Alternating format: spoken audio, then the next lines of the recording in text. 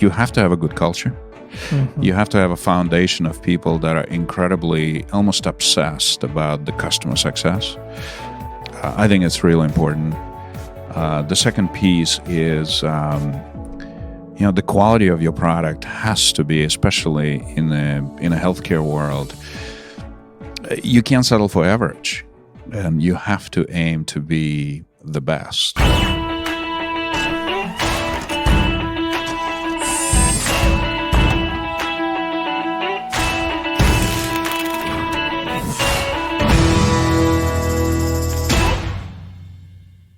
A quick interruption to remind you to like, subscribe, and rate this podcast so we can get your feedback and know how to make it better. Hey, it's Ari Santiago. I'm back for another exciting episode of the Made in America podcast. I am so excited for this week's guest, Boris Levin, Chairman and CEO of the Mott Corporation in Farmington. What an exciting company. High performance culture, high performance products, really interesting ownership structure. It is going to be a great conversation. Boris, thank you so much for coming on today.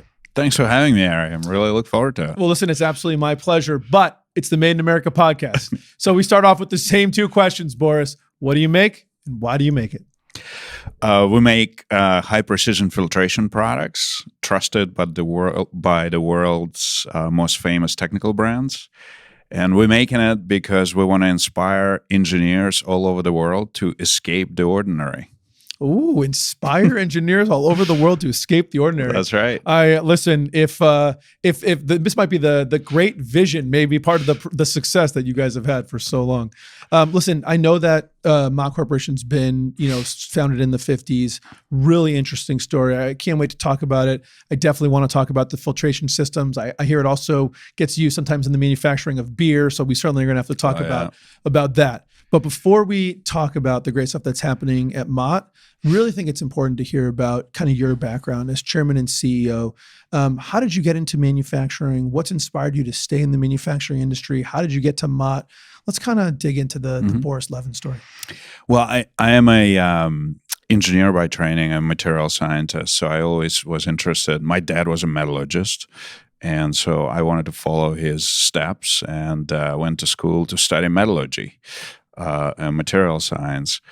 And so that's really kind of been a passion of mine to figure out how to make things and what things are made of and why they break. So that's the part of metallurgy is to figure out, do failure analysis to understand why things fail. And so I always been very curious about it. So I always wanted to touch things to get things done. I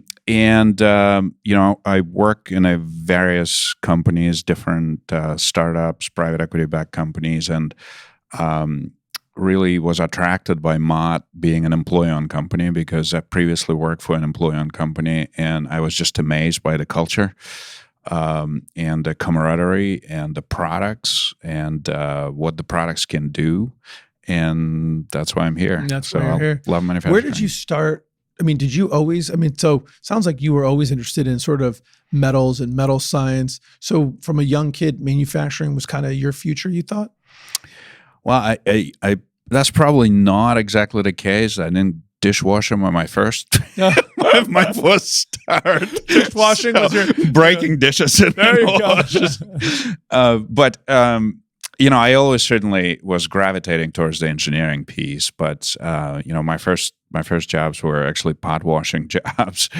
But I always wanted to be on a technical side and understand how things are made. And it's just because of my dad. He was always looking at steels and metals and telling me why they break and how cracks propagate in metal. And I was always fascinated with this. And so that's probably what piqued my curiosity. Where did you start your manufacturing career? So I started my manufacturing career in Massachusetts in a company called ACMI. It was a 100-year-old medical device business that was making endoscopes for urological and gynecological procedures. So very precise devices, very old company that had multiple manufacturing plants in the U.S. and outside the U.S. And so that was my first exposure. I actually started in the supply chain of the business to try to help with vendor management. And that was my first exposure to truly manufacturing business in terms of, my job there. Obviously, I worked in a steel mill, but that was before I got my kind of education. And so you were at ASMI, right? Yeah, Yes. ASMI. Yeah. So, and then was your whole career prior to Mott at ASMI? No. So just to tell you, I got a graduate degree, a doctorate degree in material science and engineering at Lehigh. So I broke a few things in the lab. There you go. And then I worked for a few years in a strategy consulting for a company called A.T. Kearney in Chicago. And after that, I had an interesting career progression. I started in a startup company called supplymarket.com at the height of the startup. It's like the 90s? That's right. It was in the 90s, late 90s. And it was one of the few startup companies that was relatively successful. And it was a great group of people, about 30 or 40 of us. And we built a product. And so I worked for a couple of years just experiencing the spirit of the startup company and understanding what it's like for everyone to row in the same direction and kind of working 24-hour days for a purpose. After that, what was the company? The company was supplymarket.com. And what was the business? And it was an auction for direct materials, meaning for engineered materials. So the big companies like, let's say, Ford Motor Company, General Electric, Alcoa, could go on site, put their highly complex engineering products on it, and then we would create market for them. And it was a combination of the software platform, but also a lot of engineering knowledge. And that's what attracted me to it. So it was not just an auction, but I had to understand the design of the product and then figure out how to best match those customers with the right vendors.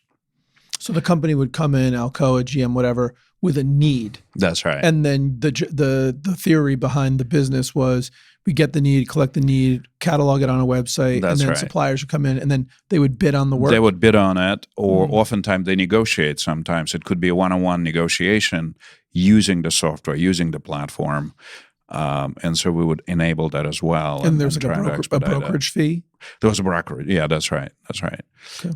And so my role was, they called me a market maker. Okay. So I was supposed to understand kind of the different engineering requirements that our customers had and translate it to vendors, and also explain to vendors that it's not just a bidding thing that's going to reduce their price, but it's also allows them to showcase their product in the best possible way using this platform.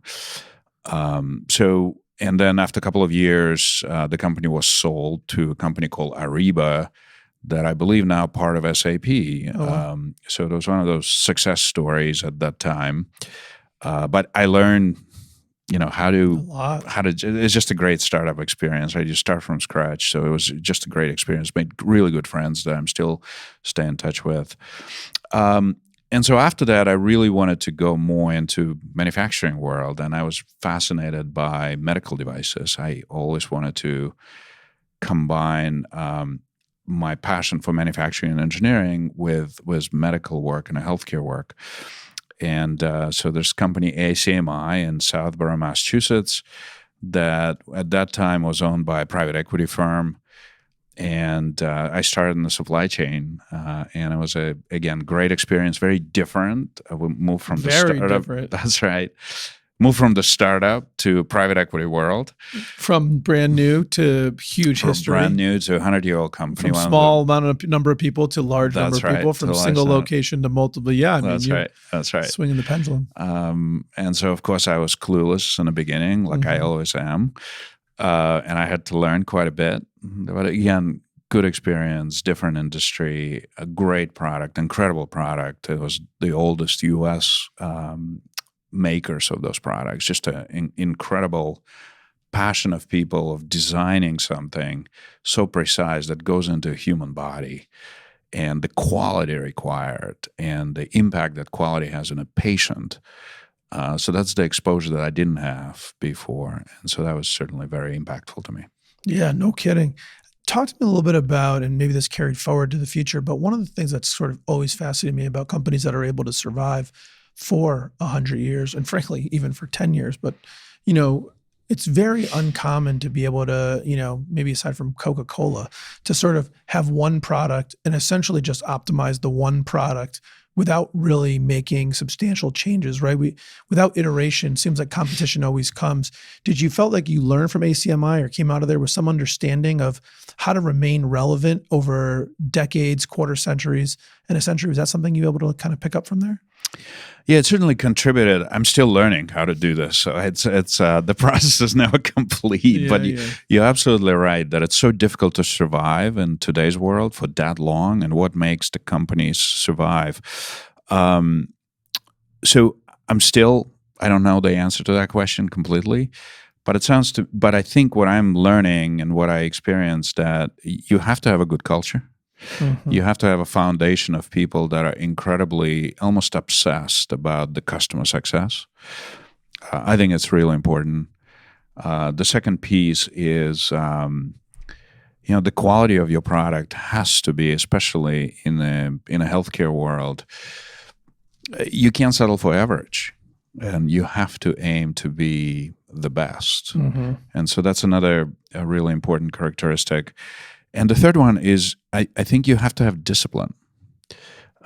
Discipline on how you think, discipline about how you act, and a discipline about people as well. What do you mean about discipline about people?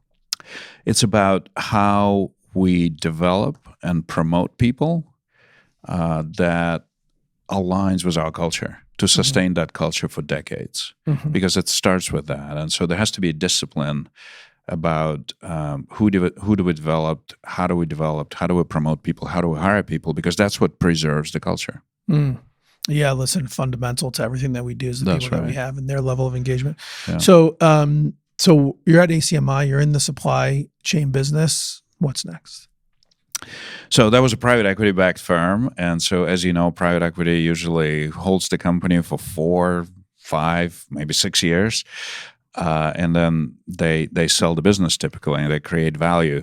So we were acquired by a large company called Gyrus, and then Olympus Medical, which is now Olympus. Everyone knows the company, mm-hmm. Olympus Cameras and Olympus Medical Devices. And so the company was acquired, and there was an incredible experience for me too to go through a process of being acquired and understanding what it felt to be acquired. And I think it created also a certain degree of empathy as well as a result of that process. Yeah. And were in that acquisition, is that when you left, or what was sort of the transition through at that point? Yeah. So that was actually interesting. There was an interesting story there that I think impacted me quite a bit, and I shared this a story with our employees, and so it's a little bit long-winded. Please, yeah, we got long format. So please. The story is, I was at ACMI, and I was in a senior position, so I was a general manager running at that time, after working there for almost 5 years, running a division of the company. So we were acquired, and after we've been acquired, I think 3 to 6 months after that. Obviously, the new company coming in and acquiring and bring their own management, and it's totally understandable. And I was relatively early in my career, and then one day, I'm called to an office of a new CEO, and I've been told, "Hey, great job, you've done really well, but we have our own management team, and we're going to part ways." And, it's an incredible experience, right? And at that time, I was relatively young. I was like, oh, all right. I had a good run here. It's 4 to 5 years, and, I'm going to find something new, right? Mm-hmm. Hey, that's great. And I, obviously, we had a good conversation, was a new CEO of the company, and there were a number of people impacted too, and it's typical. Mm-hmm. And so then I get into my car. And at that time, we lived in Boston. And did you have a family? Yes, my wife was. We had a 6 months old, and I'm driving home, and the windows is open. I'm driving to Boston, and I'm happy. And then I'm holding my hands on the steering wheel, and then I'm getting closer and closer to the house, and then I feel my pulse is racing, and I feel my hands started to shake. And I'm thinking, when I come home, what am I going to tell my wife? Am I going to tell her before dinner? Am I going to wait after dessert that I don't have a job? How am I going to handle it? And so I came home, I opened the door, and at dinner I told her. But that moment of recognizing that it's not about I had a good job, I had a good run, but recognizing that you are no longer wanted has an incredible impact on how it feels, right? And so I share the story with employees because every once in a while, especially at the times of crisis, sometimes people say, we're going to have layoffs. And how do you think about layoffs? And I share the story because, it's important to understand the personal impact on personal dignity that some actions like that can have. And unless you experience this, sometimes it's difficult to appreciate that. So sorry for the long. No, that was terrific. So, I mean, actually, I think that's really important, and I'd love to actually pull on that thread a little bit because, I think hopefully coming out of what's been a really trying time for a lot of businesses. Clearly this is a manufacturing focused podcast, and fortunately, many manufacturers have been able to survive pretty well, not without at least a little bit of a scare, but some without too much, negative to show for it. But clearly, in Connecticut, aerospace is a big part of the of the landscape here. Automotive as well, medical, but those areas were hit harder and sort of still kind of lingering. And layoffs are a real thing. When you think about the pain there, I don't know that means we can't ever do it. So how do we kind of juxtapose, let me ask it a different way. How do you think about being sensitive to that, but at the same time, sometimes having to make those tough decisions? And frankly, by the way, it's not even just during layoffs. I mean, we hire people, I'll speak for myself and my businesses, 100% of the time when we hire someone, we believe it's going to work out.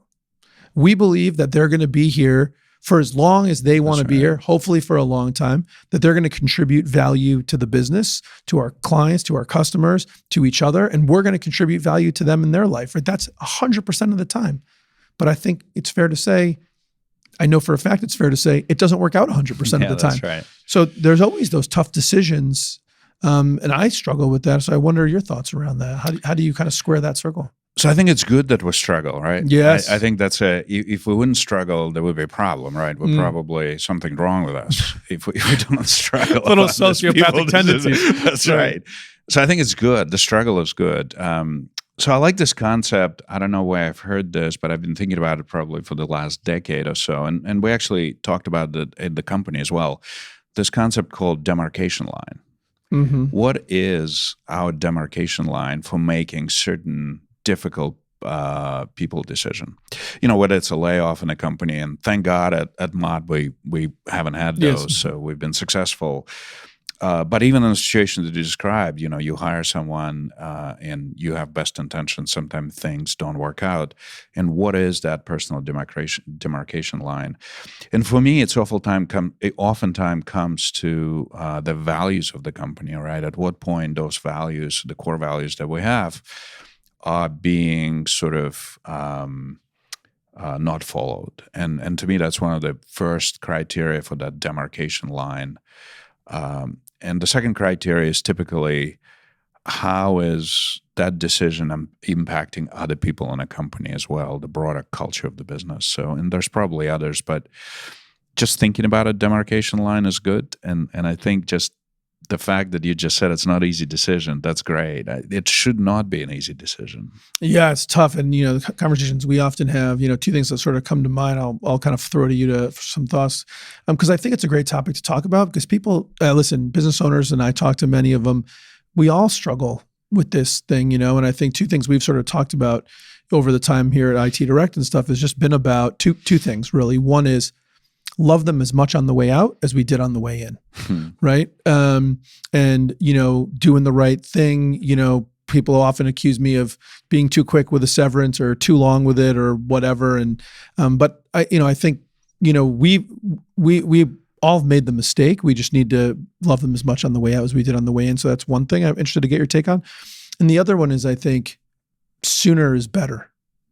Like the delaying it, for many, many times, especially historically, we knew it was wrong. The person knew it was wrong. We knew it was wrong. It was just a mistake hire for whatever reason. And stretching it out 6 more months, 12 more months isn't reducing the pain. So we just try and be a lot clearer about what's not working and be very honest and just say, hey, maybe this wasn't right. Yeah. And if it's not right, can we find a different place for you that is right? And let's, get us both what we need. So I don't know your thoughts on. No, I'm totally in agreement. In fact, I'm kind of learning from you on this as well. I think those are great. I'm sure you run into that situation quite a bit. There's not a manager, an executive that ever said that, the decision. They always say I waited too long. Right? Yeah. So I don't know what does it mean not to wait too long, right? But I think I totally agree with you, Ari, that it's hard to have those conversations. There's a reason why we call them difficult conversation, because they're hard, and the right things and hard things are often the same. Yes, and it makes it hard. And there's no clear guideline. There's never a right time. Some would just come with experience. You're getting a little bit better at this with time, but I still probably not very good at this. It's a big weakness that we all have. Yeah, no doubt. So I mean, you've talked a lot. Let's kind of flip. So you left ACMI. How did Mott find you, or how did you find Mott? Yeah, so actually after ACMI, I found a great opportunity at Nipro. Yeah. So, and how long, by the way, after? So how did the conversation with your wife actually? Let's talk about that. What did she say? Oh, no, she was very supportive, and she was great, and she was very supportive, and I think that made my life easier. And I certainly had confidence that something will come up, and I wanted to be very thoughtful about the process in terms of what culture I'm looking for. But the conversation went well. But experience was incredible. Just to feel what I felt at that time is really, I think, beneficial. Yeah, carry that with you for a lifetime. That's right. Mm-hmm. That's right. So then I went to work for this amazing company called Nipro in Clinton, Massachusetts, which was one of the largest employee-owned companies in the world, injection molding company that was founded by Gordon Langton, who just recently passed away, an amazing, amazing human being. And so I was hired to run a medical division of the company, and then ultimately ended up running the entire healthcare business of that. How big was the business? The Nipro was approaching $2 billion in size company. Sizable. Very sizable. It was 15,000 people or so. Yes, global big. Manufacturing plants. I think I had significant responsibilities. But it was the seeing the culture that Gordon Langton and a team around him build, and employee ownership, was something, again, very different and very amazing. And it's added to my experience of seeing different things. And so that was an incredible experience to see.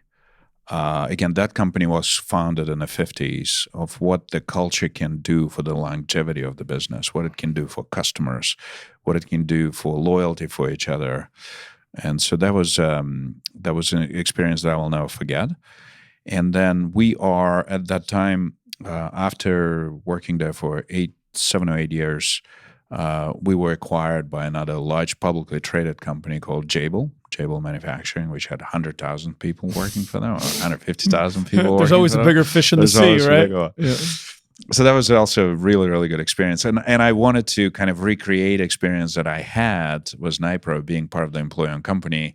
And Mott was just an incredible opportunity, employee-owned company in Connecticut, not far, in New England. And there was just I was very lucky. Mm-hmm. Did you join Mott as the CEO? Yes. So did they recruit you? Like, how did? Yes. Yeah. So the previous CEO, Roger Cleaney, was going to retire, and he's initiated a search. And so I was approached through a recruiting company, and I was recruited and interviewed by the board of directors. And a company, Mott, just as you probably know, has an amazing history. Started by the founder, Bob Mott. Was owned for some period of time Harry Gray, former CEO of United Technologies. And so just an institution in this area, right? Have done a lot of great things. And Roger's done a great thing running the company as well, Roger Cleany. And then when he retired, I came in. Bada bing, bada bang, bada boom. So listen, really quickly, before we just get into in detail right now, it's really interesting, your career, and I'm just want you to maybe juxtapose for people like, you know, I mean, you were a dishwasher, and then you worked at an IT tech startup, basically, right? A .com era startup. You know, then you worked for a PE-backed firm, and then you went to work for your first employee-owned firm. And I mean, I guess technically in the startup, you know, it was owned by probably initially all the people that worked there. Right. But, you know, I wonder, you know, maybe compare and contrast. So some very different ownership styles and structures. I just wonder, what were some of your takeaways from that? What did you see sort of differently at that sort of bootstrap, you know, .com era startup compared to a PE-backed firm, compared to an ESOP? Like, what does that feel like for people that haven't had that opportunity to work in all those? That's a really good question. Actually, thank you for asking this, because I've been reflecting on this kind of through my career. So, in a startup, you have this amazing commitment to the mission, and you don't sleep. As you know, you just first because you're so excited, and then because you're scared, right? That's but you're right. always That's right. Yeah. And you know, I moved from Chicago for the startup, and so you're so dedicated to it, and you feel you are literally a band of brothers, and you work in this small room, and you just committed to it, and you know how it feels, right? And so this is an incredible feeling. In a private equity firm, it's different, but also good in a sense that there's an incredible discipline around cash management, where startups are less disciplined around around everything, you know? Just around everything. Yeah, that's right. So in the private equity world, which is a great discipline to have, it's a focus on cash management. So being in a boardroom with titans of the private equity industry was just a tremendous experience for me, and understanding what creates company value that ultimately ended up on selling the business for a significant multiple. So that's a really good experience to understand kind of the financial discipline and how financial impacts the business. And then coming to NIPRO, an employee-owned company, and Mott, is understanding the impact people have on financials in a large organization. So now you're not a startup, you have thousands of people. And how do you keep that dedication to the mission, the same camaraderie that you have in a startup world, in a much larger company where you have to have discipline around financials as well? And how do you keep it all together? So that's yeah, I mean, it's a tough question. I'm still trying to answer that question. I'll tell you what, though. I mean, it feels like, and I mean, maybe this is just always what it looks like in hindsight, but it just sort of looks like everything you did led you perfectly to where you are. Well, thank you for observation. I could be. Yes. I mean, it's no question. I guess I don't know, but it seems to me, you sort of look at sort of like the Boris Levin story. If it feels like if you're sitting at the Mott board and you're looking for someone to take over, what better pedigree could you put together to get there? So I think that's pretty exciting. I won't make you speak to that, but that's I like to say that luck played a role too. Well, I always say luck always plays a role. Listen, I've always believed luck is when skill meets opportunity. So that's got to be out there looking for it. The harder you work, the luckier you get. So you've talked a lot about values, as we've talked, and the ABCs or ABCS, depending how you pronounce it, about Mott. Did a little bit of my research, and maybe talk about. You just gone back to it. So for those that don't know, the ABCs or ABCS is sort of the acronym of the values at Mott. So maybe sort of talk about what those values are and how you bring them to life in the business and why they're so important to you. Yeah, that's a good question. So the way we determine value is when I came on board at Mott, we actually had all of the employees of the company participate in this process to say what makes Mott really good. Yep. Like what kind of behaviors. And so we had 200 plus people fill out survey, writing on the boards, and we had posters all over the place. And that process took 3 months to identify what is really good for the last 60 years about Mott. And then we also asked the question, what would you like to have in our culture to take us to the next level? And so we came up with those 4 things. Most of them already existed. So it's ABC, act like an owner. believe in possibilities, care deeply, and set high standards, right? And this really exemplifies what we do, those 4 things: ownership, caring about people, believing in possibility, ask the question, why not instead of why, and setting very high standards. Now, how do you bring this to life? And, I leverage the experience that I had previously is we have a mechanism, and I notice on your board you have a huddle. So we created daily huddles in the company, and we called them railroad communication tracks. In a daily huddle, we ask 4 questions. The first question is, what is your most important thing today? Second question is, how are we doing against our goals for the quarter? The third question is, what problems do you have that we can help you with? Or we call them stocks. And the fourth question is the most important one. What are our core value stories? And so daily, every group gets together and we share core value stories. And someone said, I saw John Smith did this, and that represents our core value of acting like an owner. So that's how the core values became not just plaques on a wall, as I'm sure you've seen many companies have.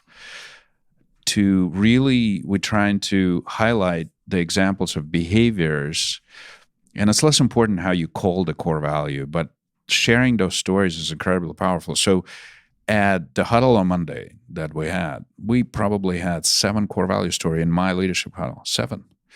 And in some other huddles, we have 15.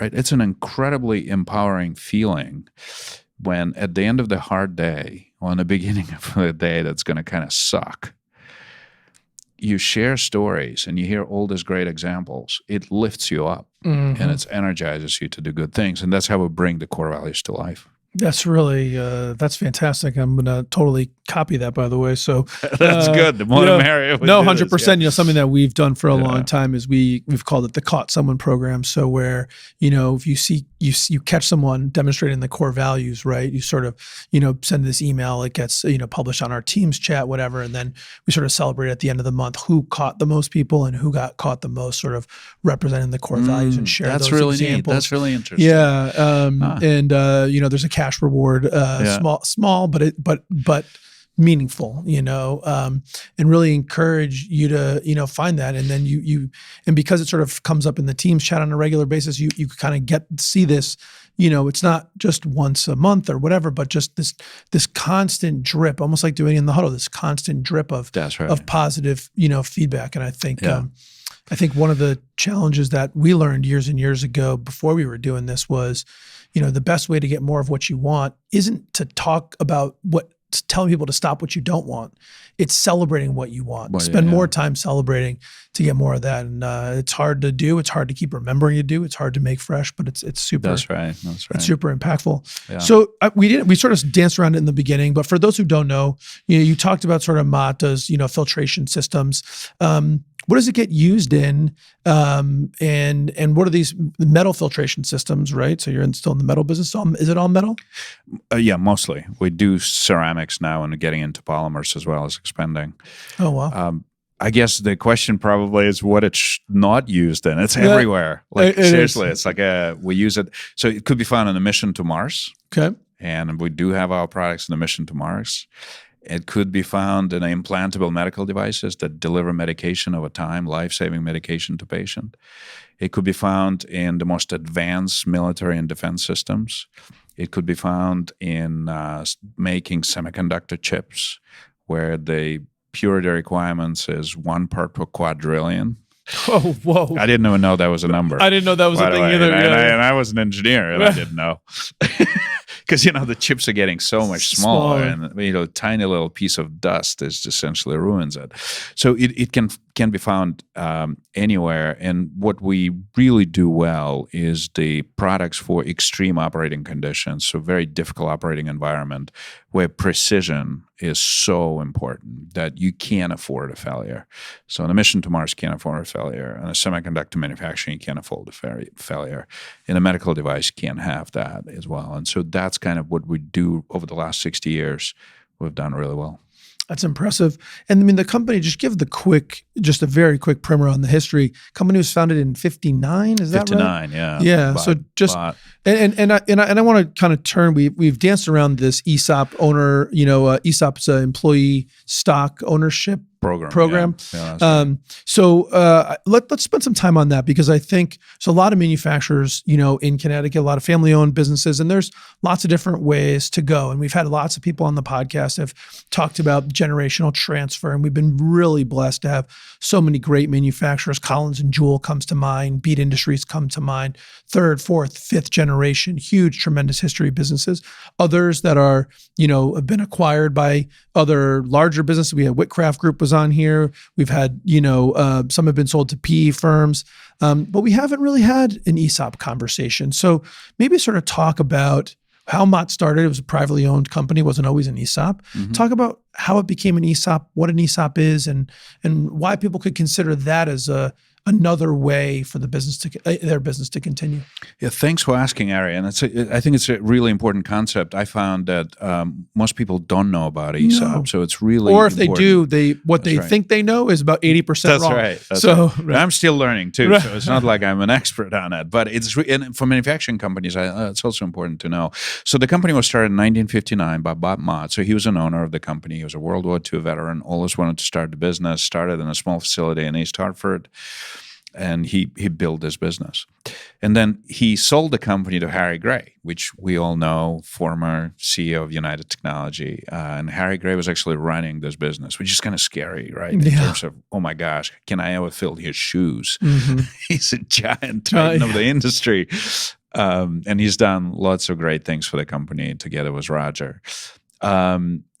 So before Harry Gray passed away, he decided to sell the company to employees 100%, which is an incredibly generous act. He probably had options to sell the company to private equity.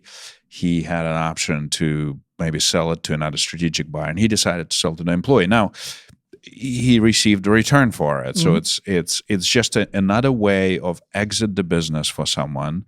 So instead of selling to a financial buyer or going public, you can sell the company to employees, and there's a mechanism for it.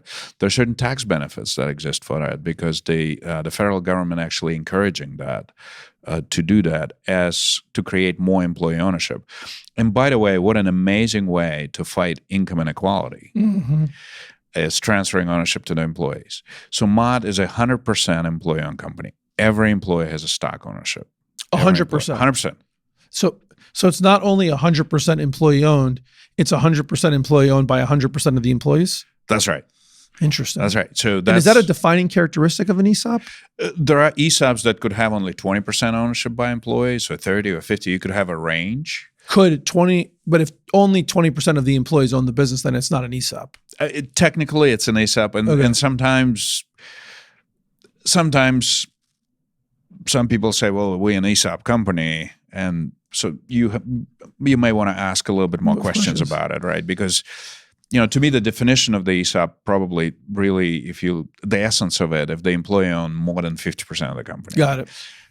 So in our case, it's 100% of the company, Got right? it. So the way the company is structured, we have a board of directors, outside board of directors. So it's their responsibility is to do what regular board of directors does. And we have a trustee that represents interests of employees as well. And so our governance structure is very rigorous. Think of us as almost a public company, but not publicly traded company. So every employee is a shareholder. So we have 250 or so shareholders or people that own the stock. We're very transparent with employees about our financials, about our results. We have a fully independent board of directors, outside board of directors. So it's a very rigorous structure. And it's what a great benefit. But operationally, the employees or the stockholders don't get to make operational daily decisions. In other words, because I think some people are concerned, oh my gosh, if everybody owned it, how would we ever make a decision? I got to get 200 people aligned. That's never happening, right? Yeah, so it's the same process in any other company that the board of directors represent the shareholders and employees in this case, and the trustee represents employees as well.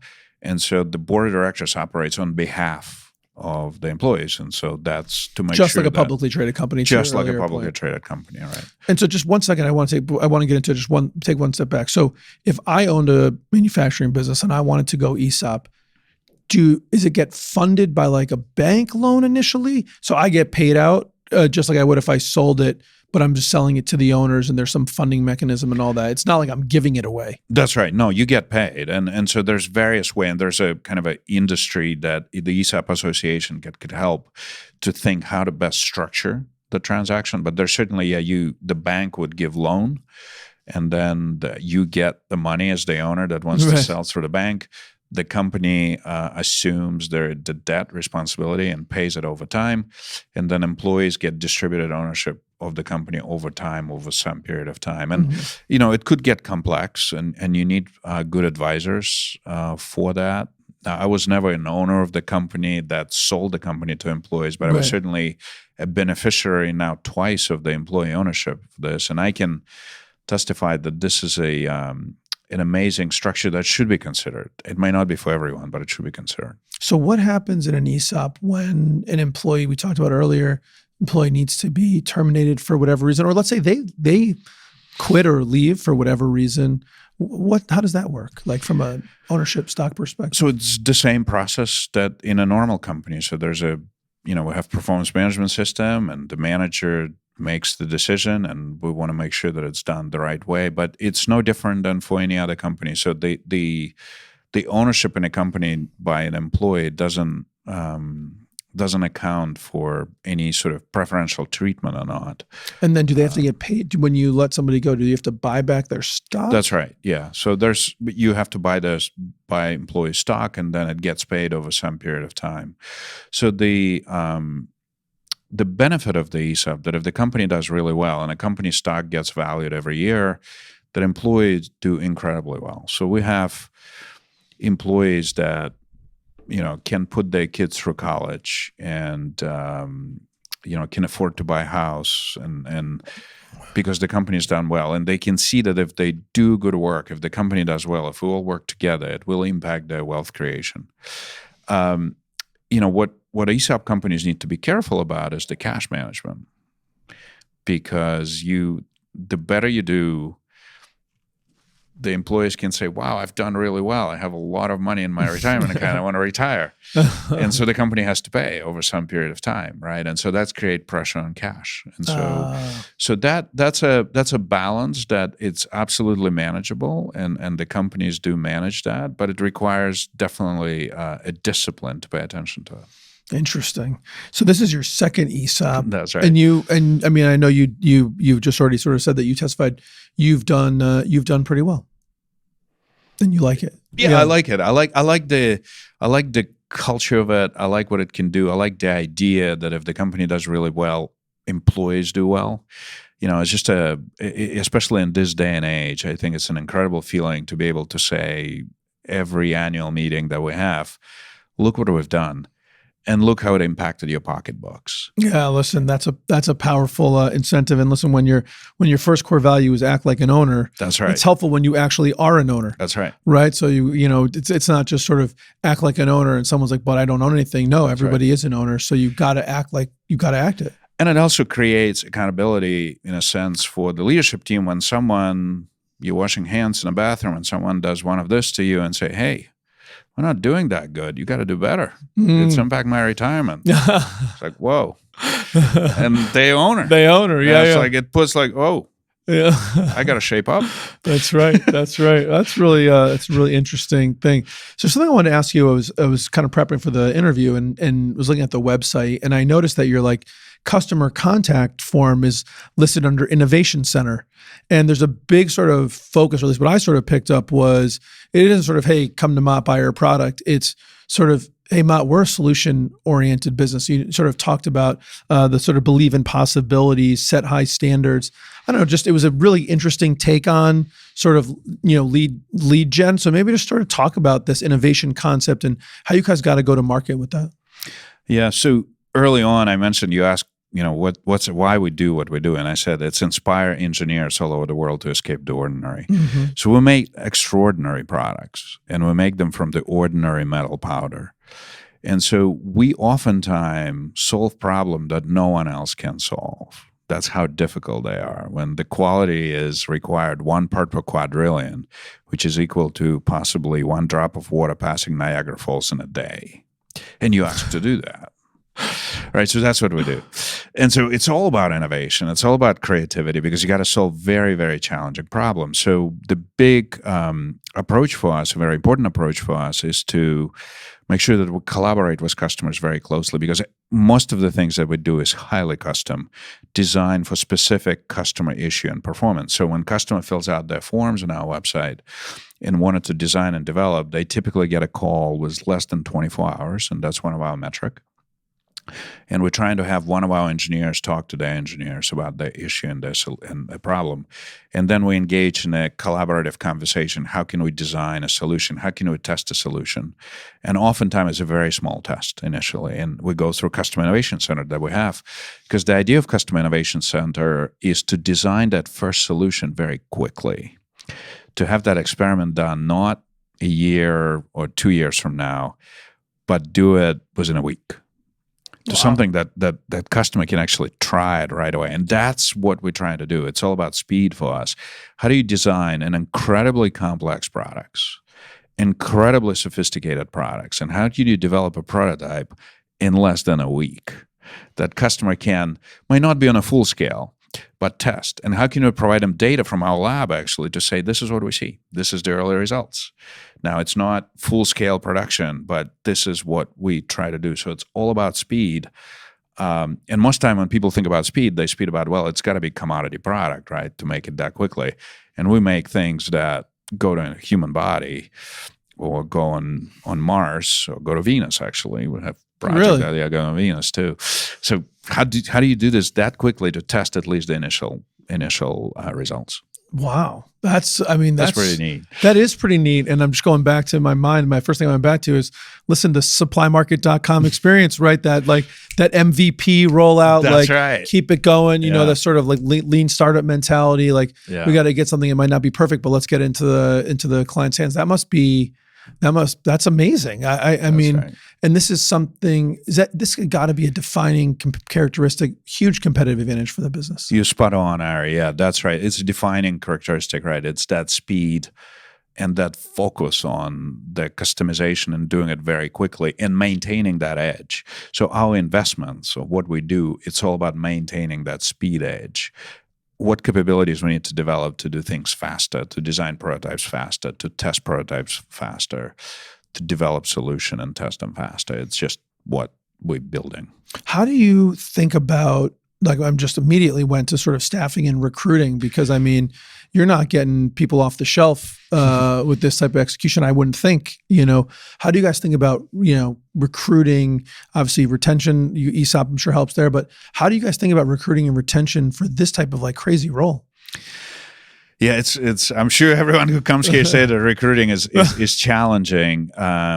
So I don't think we found kind of the great solution for it, but we tried a lot of different things, and some of them are really working well. So we're starting sometimes hiring interns, and then training them, and then they usually join us. We hired co-ops in the past. We hired PhD students from UConn and from other universities.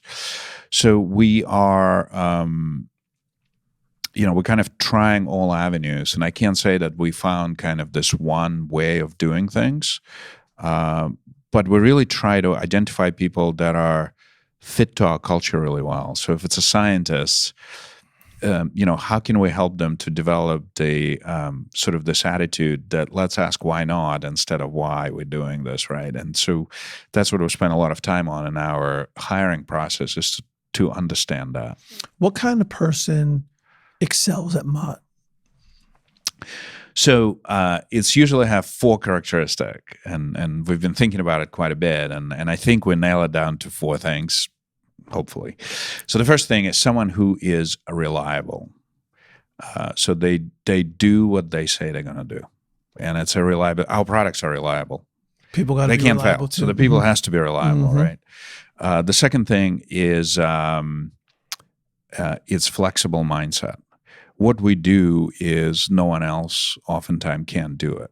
And so it requires a certain degree of flexibility in a mind to say, how can we figure out, how do we get this done when Mott is the only answer? Mm-hmm. And so it requires flexibility of the mind, sometimes even holding two different opposite ideas in your heads and to figure out how do we resolve the conflict, right? So that's about flexibility and constant change and speed, right? And the third one is the being humble. And we define being humble is being resilient in our setbacks and being gracious in our successes and share the credit. And the fourth one is just perseverance, is just overcome the obstacle, find a way. You know this in a company that you built. It's just sometimes you just got to find a way. You just got to find a way. It's funny, when I started IT Direct with a dream and a desk and a computer, I named the computer Perseverance. Really? Yeah. Oh, that was the name of the computer, yeah. You still have it? Yeah, it's in the back closet. Yeah. Put it up front. That should be in the get lobby. that out there. Yeah, probably lobby. should put that in the lobby. That's a really good idea. Matter of fact, listen, this has been super awesome, Boris. I got a million more things, but we're kind of running out of time. Before we kind of move to rapid fire round of questions and sort of wrap it up, this has been so interesting.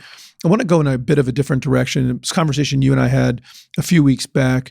You're a guy that, in addition to all the stuff you've done, and in your various careers and the great accomplishments you've had there, you're somebody that's taken time to engage in the community.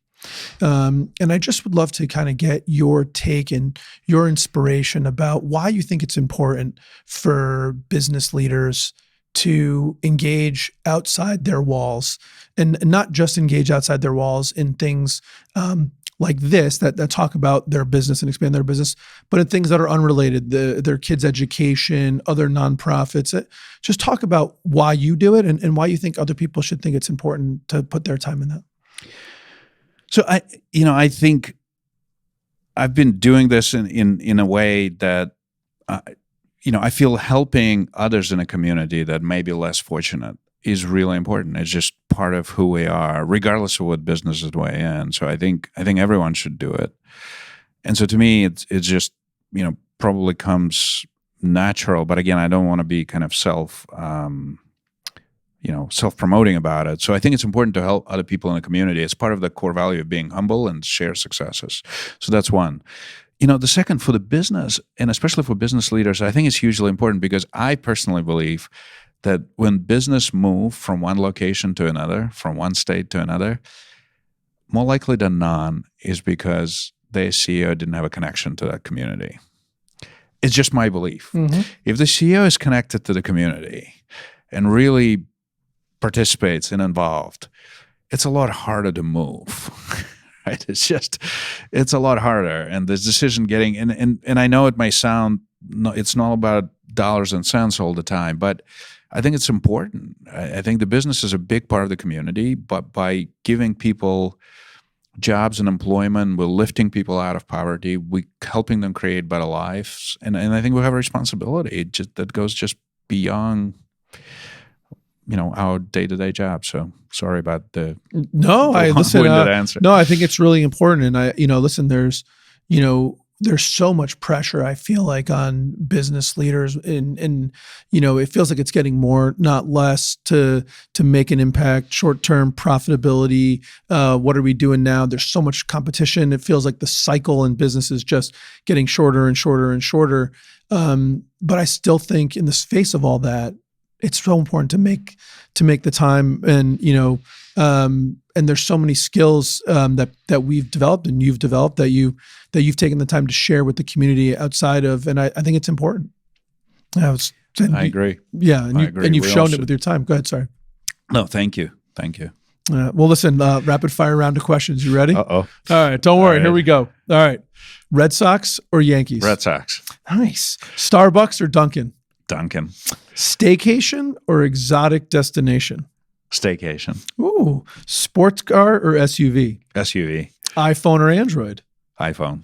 Favorite business book? I think Good to Great, Jim Collins. That's a good one. If you could do anything other than be the chairman and CEO of the Mott Corporation, and you had to do something else, what would you do? Could be anything. I would be a fly on a wall in a locker room of Patriots, New England Patriots, listening to what is Bill Belichick, how does he coach, Interesting. and just observing that and learning from that. Oh, that's a good one. I like that. What's one thing, Boris, that you learned early in your life or early in your career that you think's helped springboard you to all the success that you've had? I think probably the value of just don't turn any opportunity down. Just take what's in front of you and just work hard at it and do the best you can and learn from it. So I learned from my parents that it's not fail fast, it's to learn fast, more important. And so to me, that was probably the biggest learning from my parents, is about learning fast. And how do you learn fast? How do you get that? Sort of like your personal why not instead of why. Yeah, no way. There you go. Yeah. What's one thing that you learned later in your career, later in your life, that if you went back and told young Boris and he listened to you, it'd make a real positive impact on his life? Just be more humble. You can always be more humble. Be more humble. Be more humble. Yeah. No, listen, I love it, Boris. It has been a real pleasure having you on. I look forward to watching what happens at Mott. Hopefully you'll come back in a while and give us an update. Some exciting things happening there. I really appreciate you taking the time. Thank you, Ari. I'm grateful for you and thanks for what you do, promoting businesses, and I'm just grateful to being here and your great questions. Made in America with Ari Santiago is brought to you by IT Direct. As always, thank you so much for tuning in and spending some time with me today. You know, my goal is to help build a community where we can learn and grow together. Your input, feedback, and engagement is critical to making that happen. Please do comment, like, and subscribe so more and more people can hear what we're doing and join our community of growth and success. Thanks so much for tuning in. Talk to you again soon.